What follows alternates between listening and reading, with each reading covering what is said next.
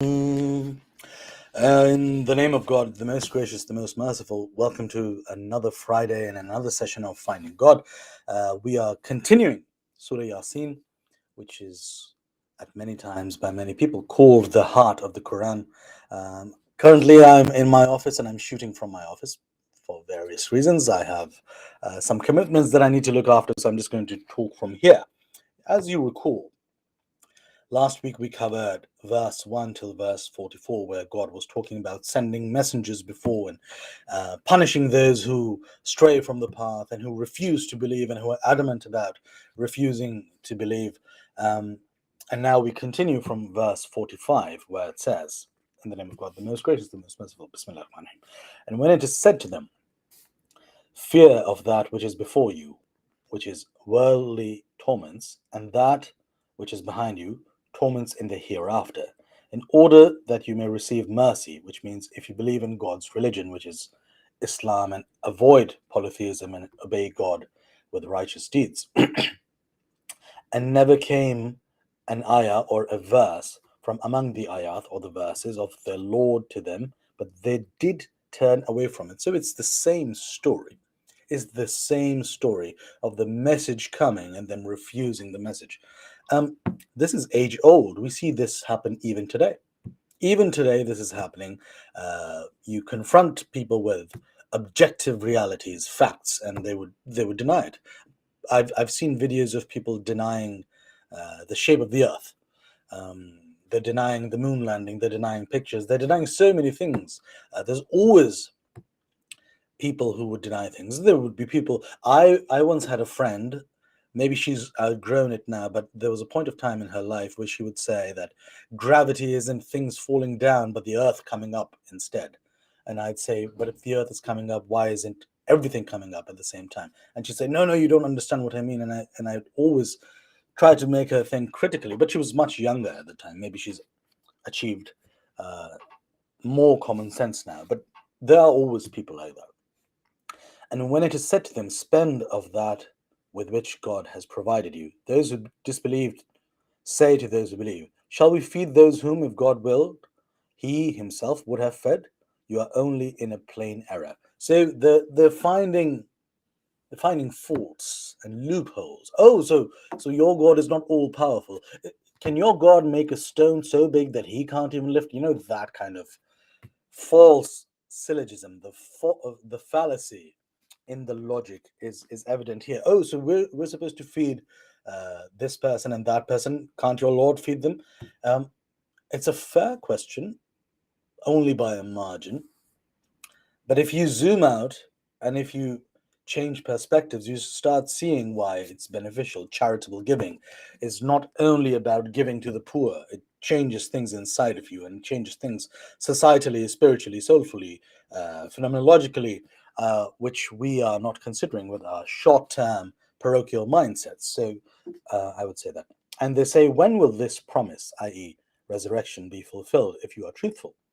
They await only but a single sayha, which means a shout, which will seize them while they are disputing. Then they will not be able to make bequest, nor they will return to their family. They'll be quarreling about it, and it just comes upon them unannounced. It's human nature, but see, the goal of these books is to expand on human nature. It's to expand on the human experience. It's to allow the mind and the soul to um, go beyond what is comfortable and start um, interacting with uncomfortable realities and try to see how you place within them. Um, and the trumpet will be blown, i.e., the second blowing. And behold, from the graves they will come out quickly to their Lord. Now, this is very interesting. People criticize this all the time. They say, oh, so in Islam it says, you will raise us back from the soil while we've decomposed, and you'll raise us back even to the detail of our fingertips. And they question it. But didn't that same God, if you believe in God, didn't that same God create you from a clot of congealed blood, dirty water, sperm, which fertilized an egg, and then it became an embryo, and it grew into a child, a baby, a fetus and then it came out and grew up into an adult. If if if the God that you do agree exists, I'm not arguing with those who don't agree in that existence. That's a different conversation. If the God that you know exists can do that, then isn't it easier to raise people back? He's not even creating; he's recreating, or he's simply reversing what decomposed. It's much easier, isn't it? I don't know why people have so much trouble grasping this concept. They will say, "Woe to us, who has raised us up from our place of sleep?" It will be said to them, "This is what the most gracious God had promised, and the messenger spoke truth. It will be but a single sayha, a shout. So behold, they will all be brought up before us." Sound is very powerful. Most people listen to music these days. If you're Hindu, music is a huge part of your religions, your bhajans and your dohas and your music. It's deeply ingrained. If you're a Muslim, you listen to the azan, you listen to praises of God, praises of Prophet Muhammad, you listen to nasheeds and naats. In Christianity, you have gospels and you have hymns. I don't know what you sing in Judaism, but in every religion, voice, song, melody, music, it's very important. Sound is incredibly important, and this trumpet, this horn, um, this shout that we'll hear, I would imagine it's greater than any nuclear bomb we could construct or build. I imagine that because, or it could simply be at a frequency or a wavelength, no, frequency, not wavelength, a frequency which knocks us all unconscious or kills us all or brings us back. We don't have to get into the mechanics of how God will do it. This book just tells us that God will do it. This day, the day of resurrection, none will be wronged in anything, nor will you be requited anything except that which you used to do. So you'll be culpable for your actions and rewarded for your good deeds. Verily, the dwellers of paradise that day will be busy with joyful things. They and their wives will be in the pleasant shade, reclining on thrones. Now, the book is being revealed to Muhammad, peace be upon him. Muhammad, peace be upon him, was a man. So every time I read this, people say, "Oh, what about the husbands? What about women?" Try to grasp the concept. The idiot focuses on the variables. The intelligent looks at the concept. Focus on the concept. Wives could simply be spouses as well. It doesn't have to be nitpicked in that manner. But that's what it means. Them and their partners will be in the pleasant shade, reclining on thrones. They will have their own fruits of all kinds and all that they asked for. It will be said to them, "Salam, peace be upon you. A word from the Lord God, most merciful." It will be said, "And O you, the mujrimun, the criminals, polytheists, sinners, disbelievers in Islam, the wicked evil ones, get your path this day from the believers. Did I not command you, O children of Adam, that you should not worship Satan? Verily, he is a plain enemy to you." So it does happen. Satan is an unseen being. At least as human beings, we haven't seen him. Maybe in the past humans had, but we haven't. But we've seen his actions and we've seen avatars of Satan. We've seen different what's the word in English? I don't know the word in English. In Urdu we say roop, how he looks, appearances. I'd say different appearances of Satan. At many times, people still worship it. The iPhone could be satanic. Twitter could be satanic. A particular president, whoever you're thinking of, or prime minister, or king, queen, could be satanic. But people end up loving them, worshipping them. Actors, celebrities, sports people, anybody could be satanic. Your own family members could be satanic. Verily, he's a plain enemy to you. This is repeated. And that you should worship me, this is God saying, alone, Islamic monotheism, and set up, not rivals, associate gods with me. That is the straight path. This will be expanded further when I look at Surah Baqarah, which is the longest chapter in the Quran. Yes, and indeed, he, Satan, did lead astray a great multitude of you. Did you not then understand? This is hell, which you were promised. Burn therein this day, for that you used to disbelieve. There's no denying hellfire for those who disbelieve, particularly with the Islamic perspective, but also the Abrahamic perspectives. That hell is there, and if you disbelieve or if you go against it or if you violate, there's a strong chance you'll end up there. This day we shall seal up their mouths, and their hands will speak to us, and their legs will bear witness to what they used to earn. It is said that one's left thigh will be the first to bear the witness. And if it had been our will, we would surely have wiped out, blinded their eyes so that they would struggle for the path. How then would they see?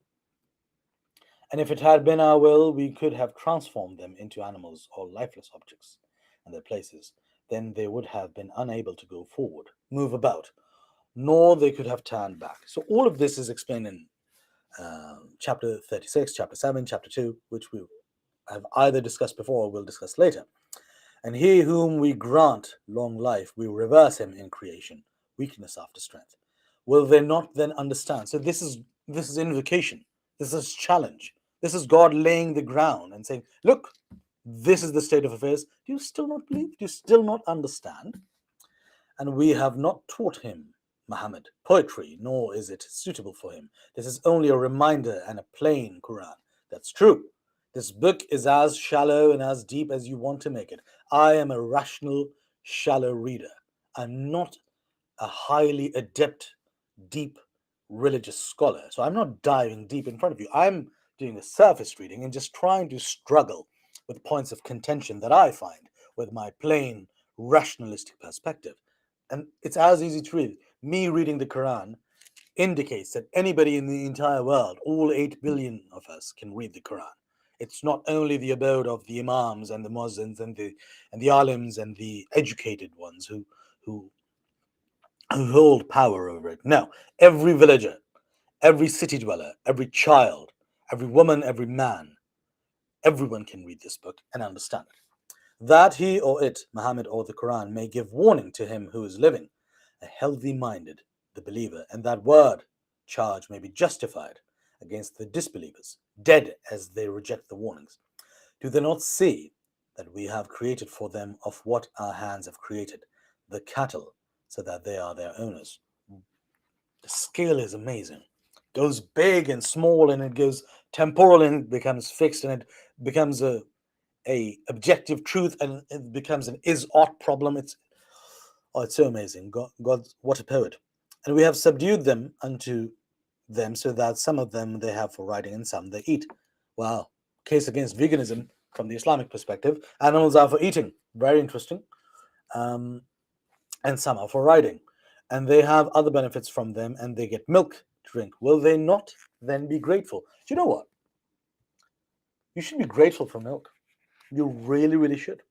You should be grateful for all the blessings that the world, the resources of the world that you have access to, because God has given them to you, and the universe and the minerals and everything that we have today. We are probably living in one of the best times in human civilization with regards to our technology and ease of access and the money we earn and the affordability of things.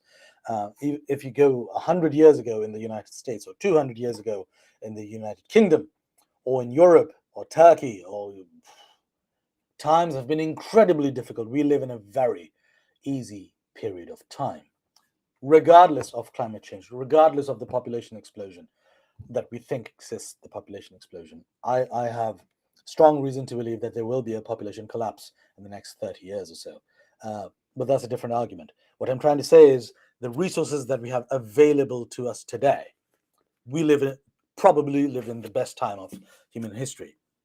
We have to be grateful. And they have taken besides God, Aliha, which means gods, hoping that they might be helped by those so-called gods. They cannot help them, but they will be brought forward as a troop against those who worship them at the time of the reckoning. So let not their speech then grieve you, O Muhammad. Verily we know what they conceal and what they reveal. There's no doubt about that. The Lord is ever knowing. Does not man see that we have created him from nutfa? See, this is exactly what I was saying. Mixed drops of male and female sexual discharge. Yet behold, he stands forth as an open opponent. From that drop, science confirms, from that drop, that zygote, you are now a man. Isn't that a miracle? Can you make a machine that does that? I can't. I really can't. Can you make a machine that replicates itself, but also the replica is distinct in its own manner? We've had technology for long periods of time. We've been developing science for long periods of time. Can you make a machine that does that? No, the human being does it every single day, and it does it multiple times. So based on that, sorry, come in. I'm just finishing a video. So based on that, you can't make a machine that replicates it.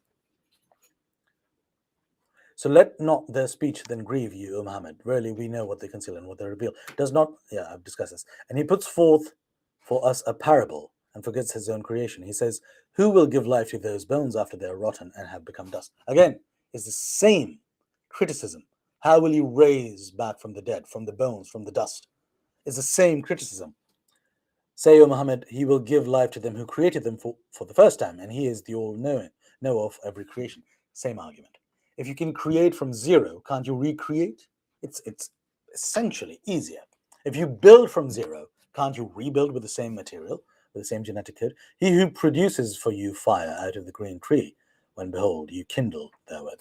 Now that may be a parable or a reference to some other stories that are taking place, but we can dive into that later.